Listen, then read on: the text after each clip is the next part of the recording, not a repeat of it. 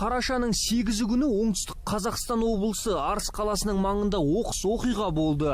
Таңғы сағат 10:40 шамасында Қазтехнология жауапкершілік шектеулі серіктестігінің сынақ алаңындағы қалдықтарды кәдеге жарату кезінде жарылғыш заттар жарылған.